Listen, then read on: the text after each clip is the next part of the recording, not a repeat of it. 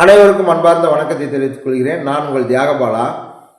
நம்ம இந்த பதிவில் என்ன பார்க்க போகிறோம்னு சொன்னால், உலக அரசியலில் சமீப காலமாக இந்தியாவின் மீது சற்றும் எதிர்பாராமல் சில நாடுகள் எதிர்ப்பை காட்டுகிறது. ஏன் இந்த மாதிரியான எதிர்ப்பு?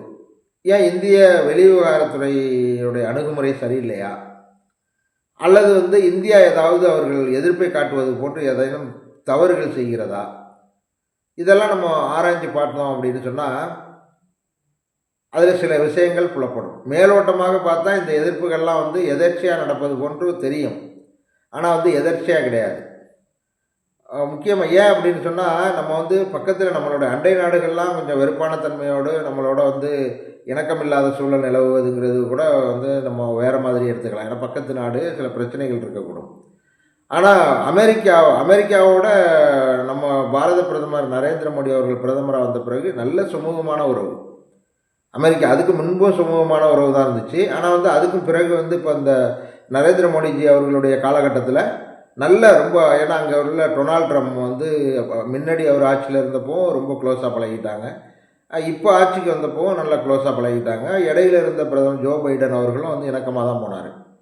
இப்போ அது மாதிரி இருக்க சூழ்நிலையில் இப்போ கடந்த ஒரு வருடமாக திடீர்னு இந்தியா மீது அவங்க உடனே வரி அதிகமாக விதிக்கிறாங்க.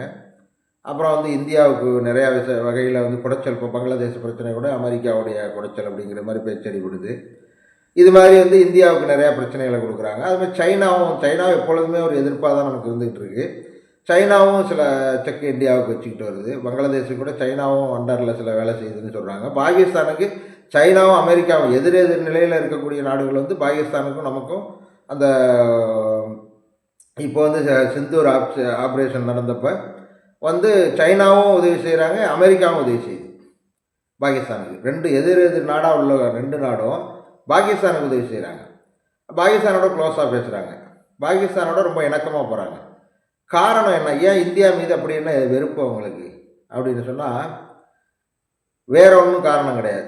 இன்றைய நிலையில் உலக அரசியல், உலக நாடுகள் எல்லாம் எதை நோக்கி போகுது அப்படின்னு சொன்னால் பொருளாதாரத்தை கொண்டு தான். அது தெரிஞ்சு தான் இப்போ டொனால்ட் ட்ரம்ப் அந்த பொருளாதாரம் தான் முக்கியம், ஆயுத பலத்தோட பொருளாதார பலம் தான் முக்கியம் அப்படிங்கிறது மாதிரியான ஒரு முடிவுக்கு உலகம் வந்துட்டு அப்படிங்கிறது தெரிஞ்சு தான் டொனால்ட் ட்ரம்ப் இந்த வரி போர் நடத்துகிறார். எல்லா நாட்டோடையும் பொருளாதார சம்பந்தமான போர் நடத்துகிறார். ஏன்னா இன்னுமே பழைய ஸ்டைலில் ஆயுதங்களை கொண்டு பிரயோகம் பண்ணி ஒரு நாட்டை அடக்க முடியாது. காரணம் என்னன்னா, இன்றைக்கி உலக அளவில் 10 நாடுகளுக்கு மேல் அதிகாரப்பூர்வமாக இல்லைன்னாலும் ஓரளவு அப்ராச்மெண்ட்டாக 10 நாடுகளுக்கு மேல் அணு ஆயுதங்கள் கொண்ட நாடாக இருக்கிறது. அப்படி இருக்கும்போது போருங்கிறதுக்கு அர்த்தமே இல்லாமல் போயிடும். போர் அர்த்தமற்றதாக மாறிவிடும். ஏன்னா அழிவு சாதாரணமாக இப்போ வடகொரியா பொருளாதாரத்தில் ஒன்றுமே இல்லை. ஆனால் அமெரிக்காவுக்கும் வடகொரியாவுக்கும் ஒரு போர்னு சொன்னால், வடகொரியா ஒரு 4-5 அணுகுண்டு அமெரிக்கா மேலே போட்டோன்னா போரோட அந்த சூழலே மாறி போயிடும். அப்போ அமெரிக்காவும் வடகொரியாவும் நிகராக போயிடுது போர் அப்படிங்கும்போது, ஆயுதம் அப்படிங்கும்போது நிகராகிடுது. ஆனால் பொருளாதாரம் அப்படிங்கும்போது வடகொரியாவுக்கும் அமெரிக்காவுக்கும் மலைக்கும் மழுவுக்கும் உள்ள வித்தியாசம். அது மாதிரி பொருளாதாரம் அப்படிங்கிறது தான் இப்போ உலக நாடுகள் எல்லாமே அந்த பொருளாதார முன்னேற்றத்தை அடிப்படையாக கொண்டு தான் போயிட்டுருக்காங்க. இப்போ அதில் தான் ஒரு உலக நாட்டுக்கான மதிப்பு இப்போ இருக்குது. இப்போ அமெரிக்கா, ரஷ்யா இது ஒரு காலத்தில் பேசப்பட்டது. அதாவது பெரிய உலகத்தோடைய முக்கியமான நாடுகள் இந்த ரெண்டும், இரு துருவங்களாக செயல்பட்டது 2 வல்லரசுகள். அந்த காலகட்டத்தில் ரஷ்யா முக்கியத்துவம் பெற்றது.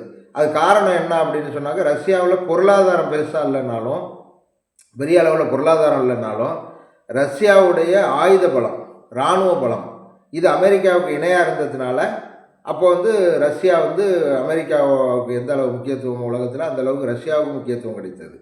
ஆனால் இப்போ முக்கியத்துவம் ரஷ்யாவுக்கு குறைவதற்கு காரணம் என்ன அப்படின்னு சொன்னாங்க, இப்போ உலகம் மாறிடுச்சு. அப்போ ஆயுத பலம், இராணுவ பலத்தை வச்சு தான் மரியாதை கிடைச்சிச்சு ஒரு நாட்டுக்கு. ஆனால் இப்போ அப்படி கிடையாது. இப்போ பொருளாதாரத்தை வச்சு தான் ஒரு நாட்டுக்கு மரியாதை கிடைக்குது. அப்போ ஏன்னா ஆயுதம்ங்கிறது இப்போ எல்லாமே ஏறக்குறைய சமமாயிடுச்சு. அணுகுண்டை மட்டும்தான் விலை கொடுத்து வாங்க முடியாது அப்படிங்கிற ஒரு சூழல் இருக்குது. பாக்கி எல்லா ஆயுதங்களையுமே பணக்கார நாடுகள் விலை கொடுத்து வாங்கிட முடியும். இப்போ சவுதி அரேபியாலாம் வச்சுருக்க விமானங்கள்லாம் பார்த்தா, அதாவது ஈரோப்பில் எந்த அளவுக்கு ஒரு பெரிய வளர்ந்த நாடாகிய இங்கிலாந்துக்கிட்டேயோ அல்லது பிரான்ஸுக்கிட்டேயோ இது மாதிரி வந்து அவங்கள்ட்ட இருக்கக்கூடிய விமானங்கள், விலை உயர்ந்த விமானங்கள் எவ்வளோ விமானம் இருக்கோ அந்தளவு சவுதி அரேபியாவில் இருக்குது. ஆனால் சவுதி அரேபியாவில் எதுவும் ஒரு சைக்கிள் கூட தயார் பண்ணலை. காசு அவங்க உடனே வாங்கிக்கிறாங்க. பணக்கார நாடுனால உடனே அமெரிக்காக்கிட்டேருந்து வாங்குறாங்க, வேறு நாடுகள்லேருந்து வாங்கிக்கிறாங்க. அது மாதிரி இன்றைக்கி வந்து பணம் இருந்தால் எந்த ஆயுதத்தையும் வாங்க முடியும், அணுகுண்டையும் வாங்க முடியுங்கிற அளவு வந்துட போகுது. அது மாதிரியான ஒரு சூழ்நிலை இருக்கிறதுனால இப்போ ஆயுதத்துக்கு முக்கியத்துவம் கிடையாது அப்படிங்கிறது மாதிரியான இருக்குது. எல்லா இராணுவமும் டெவலப் பண்ணிக்கிட்டு அவங்கவுங்க நவீனப்படுத்திக்கிட்டு நவீன ஆயுதங்களை வாங்கிக்கிட்டு இருக்காங்க. ஆனால் முக்கியத்துவம் என்ன அப்படின்னு சொன்னால் பொருளாதாரம். பொருளாதாரத்தை அடிப்படையாக கொண்டு தான் எல்லா நாடுகளும் செயல்படுது. அந்த மாதிரி விஷயத்தில் இப்போ அமெரிக்காலாம் வந்து நம்மளை வந்து ஏன் ஒரு திடீர்னு அமெரிக்காவாக நம்மளை எதிர்ப்பு மனப்பான்மையை காட்டி நம்மளை வெறுப்புக்குள்ளாக்குது அப்படின்னா காரணம் வந்து இந்தியாவுடைய முன்னேற்றம். நம்மளுடைய அண்டை நாடுகளும் ஏன் நம்ம மேலே வெறுப்பை கக்குது அப்படின்னு சொன்னால் இந்தியாவுடைய முன்னேற்றம். நம்ம உலக அரசியலில் வந்து நம்ம சாதாரண மனிதர்கள் உலக அரசியலில் நம்ம முழுமையாக அதை உற்று நோக்கலாம், உலக அரசியலை நோக்கலாம். ஆனால் வந்து நம்ம உலக அரசியலில் ஈடுபட்டு அது சம்மந்தமான அசைவுகளை கவனிச்சுக்கிட்டு வந்தால் தான் இதெல்லாம் நமக்கு புரிய வரும். அப்போ இந்தியாவை ஏன் வந்து அமெரிக்கா உடனே டார்கெட் பண்ணுது அப்படின்னு சொன்னால் பாகிஸ்தானை பற்றி பிரச்சனை. பாகிஸ்தானுக்கு சப்போர்ட் பண்ணி அமெரிக்கா வந்து இந்தியாவை டார்கெட் பண்ணுது. சைனா வந்து பாகிஸ்தானுக்கு சப்போர்ட் பண்ணி இந்தியாவை டார்கெட் பண்ணுது. அப்போ சைனாவும் அமெரிக்காவும் எதிரெதிர் நிலையில் நிற்கிது. அது ரெண்டும் சேர்ந்து ஒன்றா வந்து பாகிஸ்தானுக்கு சப்போர்ட் பண்ணுது. பாகிஸ்தான் மேலே ஒன்றும் பாசம் கிடையாது. எந்த வழியிலையும் அவர்களுக்கு போட்டியாக பாகிஸ்தான் வரப்போகிறதில்ல. பாகிஸ்தான் எப்பொழுதுமே அவர்களுக்கு ஆளாக தான் இருப்பாங்க. அந்த மாதிரி சூழ்நிலை தான் பாகிஸ்தானுக்குள்ள தகுதி. ஆனால் வந்து இந்தியா அப்படி கிடையாது. இந்தியா இன்றைக்கி வந்து வேகமாக வளர்ந்துக்கிட்டு வர்ற நாடு. வளர்ந்துக்கிட்டு வர்றதுன்னா அதை உலகத்திலே வந்து அதிகமான வளர்ச்சி விகிதம் உள்ள நாடு வந்து இந்தியா. இப்போ இந்தியாவுடைய எக்கனாமி கடுமையாக வளர்ந்துட்டு வருது. அதுவும் மோடியுடைய ஆட்சி இந்த 15 வருடத்தில் கொஞ்சம் கொஞ்சமாக டெவலப் ஆகி கடுமையாக வளர்ந்துக்கிட்டு வருது. அது இப்போ 2 வருடமாக இப்போ இந்த கடந்த 2 வருடங்களாக தான் உலகம் உணருது. அதனால தான் அந்த எதிர்ப்பு. இப்போ அமெரிக்காலாம் வந்து நம்மளை சாதாரணமாக நினச்சிக்கிட்டு இருந்தவங்க டக்குன்னு உடனே வந்து ஒரு ஏழை நாடு அப்படின்ட்டு இருந்தவங்க, ஆனால் உடனே வந்து பெரிய வளர்ச்சி பெறும்போது எல்லா துறையிலையும் இராணுவத்திலேருந்து அனைத்துமே வளர்ச்சி பெறுது. முதல்ல பொருளாதாரத்தில் வளர்ந்தால் எல்லாத்துலேயுமே வளர்ந்துடும். அப்போ பொருளாதார வளர்ச்சி பெறும்போது ஒரு 150 கோடி உள்ள மக்கள் தொகை உள்ள இன்றைக்கி உலகத்திலேயே அதிகமான மக்கள் தொகையை கொண்ட ஒரு நாட்டில் அதிகமான பொருளாதார வளர்ச்சி ஏற்பட்டுச்சுன்னா அந்த நாடு வந்து அதாவது உலக அளவில் வந்து வல்லரசு நாடாகிறது தவிர்க்க முடியாது. உலக அளவில் வந்து இன்றைக்கி பெரிய வளர்ச்சி பெற்றுக்கிட்டு வரக்கூடிய இந்த இந்திய பொருளாதார நிலையை கண்டு தான் இப்போ வந்து உலக நாடுகள் நம்ம மீது சில பொறாமைப்பட்டன. இப்போ வந்து நம்ம வளர்கிறத பிடிக்கக்கூடிய, நம்ம வளர்ந்தால் நாளைக்கு வந்து இந்தியா வளர்ந்துச்சுன்னா நமக்கும் ஒரு உறுதுணையாக இருக்கும் அப்படின்னு நினைக்கிற ரஷ்யா நம்ம மேலே வந்து பொறாமைப்படலை. நம்ம வளரணும்னு நினைக்கிது, நமக்கு வர்ற சிக்கலையெல்லாம் தீர்த்து விடணும்னு நினைக்கிது. ஆனால் அமெரிக்கா வந்து நம்ம வந்து வளரக்கூடாதுன்னு நினைக்கிது. இது மாதிரி யூரோப்பும் வந்து அப்படி தான் நம்மளை வந்து பயிற்சிக்கிறாங்க. அப்படி தான் நம்ம மேலே வந்து கருத்து வேறுபாடெல்லாம் அவங்களுக்கு வருது. இப்போ சமீபத்தில் வந்து ஆஸ்திரேலியா கூட அது மாதிரி ஸ்டேட்மெண்ட்லாம் கொடுத்தாங்க. சைனா எப்பொழுதுமே நம்ம முன்னாடி எல்லை பிரச்சனை இருந்துச்சு. இப்போ வளர்ச்சியின் மீது சைனாவுக்கு ஒரு பார்வை. அதனால் வளர்ச்சி ஆகிடக்கூடாது இந்தியா வளர்ச்சி ஆனிச்சுன்னா ஆசியாவில் சைனாவுக்கு மிகப்பெரிய போட்டியான நாடு இந்தியா அப்படி வந்துடும். ஏன்னா எல்லா வகையிலையும் இடப்பரப்பில் தான் இந்தியா வந்து சைனாவோட குறைச்சலாக இருக்க தவிர மக்கள் தொகையிலிருந்து அனைத்து அந்த இளைஞர்கள், அதாவது 65% இந்தியாவில் வந்து 35 வயசுக்கு உட்பட்ட இளைஞர்கள் உலக ஆய்வில் சொல்லியிருக்காங்க. அப்போ 65% 150 கோடி மக்களில் 65% இளைஞர்களை கொண்டதாக இருக்குது. இப்போ இந்த மாதிரியான ஒரு பலம், அதாவது வந்து மேன் பவர் வந்து வேறு சைனாவுக்கோ அமெரிக்காவுக்கோ கிடையாது. ஏன் உலகத்தில் எந்த நாட்டுக்குமே கிடையாது. அப்படி இருக்கும்போது அவங்க பயப்பட தான் செய்வாங்க. இப்போ நம்மளுடைய பொருளாதார வளர்ச்சியை கண்டு இந்த 15 வருடமாக காங்கிரஸோட பீரியடில் இந்த அளவுக்கெல்லாம் ஒன்றும் கிடையாது. இந்த 15 வருடமாக கொஞ்சம் கொஞ்சமாக அடித்தளம் அமைச்சு, மோடிஜியோடைய ஆட்சியில் வந்தவுடனே கொஞ்சம் கொஞ்சமாக அடித்தளம் அமைச்சு முதல்ல நாட்டை சரி பண்ணி ஆதார் கார்டெலாம் கொண்டு வந்து இங்கே முதல்ல கட்டமைப்பை சரி பண்ணிவிட்டு அதுக்கும் பிறகு கொஞ்சம் கொஞ்சமாக உலக அரசியலுக்குள்ளே போய் இப்போ வந்து உலக அளவில் இந்தியா ஏற்றுமதி, அதாவது இன்றைக்கி வந்து இராணுவ தளவாடங்களையும் ஏற்றுமதி செய்ய ஆரம்பிச்சிட்டோம். ரொம்ப இதெல்லாம் வந்து பொறுத்துக்காமல் தான் அமெரிக்கா, சைனா இது போன்ற நாடுகள் பக்கத்தில் உள்ள ஏவல்களாக உள்ள எப்பொழுதும் ஆளாக இருக்கக்கூடிய பாகிஸ்தானையும் பங்களாதேஷையும் மற்றும் சில நாடுகளையும் தூண்டி விட்டு நம்ம மீது வந்து ஒரு வெறுப்பை கக்குறாங்க. இது வந்து எதர்ச்சையாக நடக்குதா அப்படின்னு கிடையாது. அவங்களுடைய சுயநலம் சார்ந்த அரசியல். அதாவது நம்ம எப்படி சுயநலம் சார்ந்து நம்ம நாட்டுக்கோட நலன் என்னவோ அதை சார்ந்து நடப்போமோ, அதே மாதிரி அவர்கள் வந்து உலக அளவில் இன்னைக்கு அமெரிக்காவும் சைனாவும் வந்து உலக அளவில் வந்து முக்கியத்துவம் பெறக்கூடிய நாடுகள். இப்போ உலகத்தில் எந்த நாடுகள் வளர்ந்தாலும் அவங்களுக்கு ஒரு பொறாமை கண்ணோட்டம் போவாங்க. ரஷ்யா பொருளாதாரத்தில் இல்லை, அவங்க இராணுவ பலத்தோடு இருக்காங்க. ஆனால் பொருளாதாரத்தில் அவங்க பெருசாக வளர முடியாது. ஏன்னா அவங்க பாப்புலேஷன் கம்மி.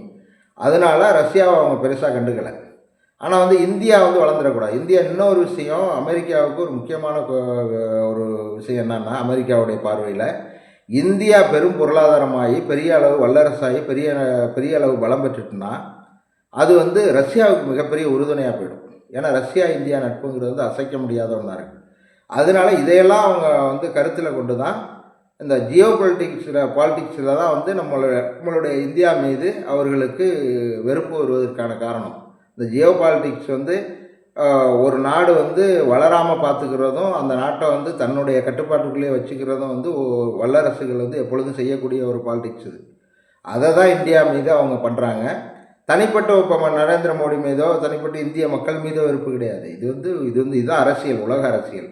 அதனால் அதை பண்ணுறாங்க. இந்தியாவோட வளர்ச்சியினால்தான் இந்த மாதிரி பிரச்சனைகள்லாம் வந்து வருது. ஆனால் இதையெல்லாம் சமாளித்து இதெல்லாம் வந்து நம்மளுடைய ராஜதந்திரிகளுக்கு தெரியும். நம்மளுடைய வெளிவிவகாரத்துறை அமைச்சர் ஜெய்சங்கர் வந்து அவர் வந்த பிறகு வெளிவிவகாரத்துறை அமைச்சராக வந்த பிறகு நம்ம உலக நாடுகளை மிக அற்புதமாக வந்து அரவணைச்சி உலக நாடுகளோட நல்லா ஒத்து போய் ஒரு நல்ல அபிப்பிராயம், இந்தியா மேல் நல்ல அபிப்பிராயம், மதிப்பு இதெல்லாம் கூடுனுச்சு. ஆனால் இப்போ எதிர்ப்பு வருது அப்படின்னு சொன்னால் அதுக்காக வெளிவிவகாரத்துறை தோத்துட்டுன்னு அர்த்தம் இல்லை. வெளிவிவகாரத்துறை சிறப்பாக செயல்படுறது தான் இப்போ குறிப்பிட்ட காலம்தான் பார்ப்பாங்க. அப்புறம் இது வந்து நமக்கு மேலே போயிடுவாங்க அப்படிங்கும்போது அப்போ வந்து அவங்களுக்கு பொறாமை வரும், வந்து கட்டுப்படுத்த தான் நினைப்பாங்க. அது மாதிரியான சூழ்நிலை தான் இப்போ இந்தியாவுக்கு ஒரு பெரிய நெருக்கடி மாதிரி தெரியுது. ஆனால் இதையும் வந்து நம்ம மோடிஜி வந்து இந்த அளவுக்கு கொண்டு வந்தவர் வந்து இதையும் சமாளித்து இந்த நெருக்கடி நிலையை இந்தியா சமாளித்து போகணும். இதான் ராஜதந்திரம்.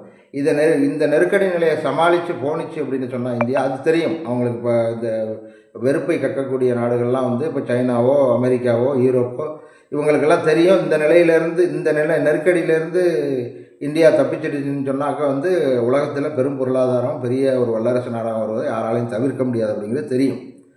அதனால தான் இப்போயே வந்து ஆஃப் பண்ணிடணும் அப்படின்னு நினைக்கிறாங்க. ஆனால் இதையும் மீறி வர்றது தான் அரசியல். அதை கண்டிப்பாக வந்து நரேந்திர மோடி மற்றும் அவருடைய நிர்வாகத்துக்குள்ள உள்ள அரச சபைகள் கண்டிப்பாக வந்து பண்ணி முடிக்கும் அப்படின்னு நம்புவோம். நன்றி, வணக்கம். அடுத்த ஒரு வீடியோவில்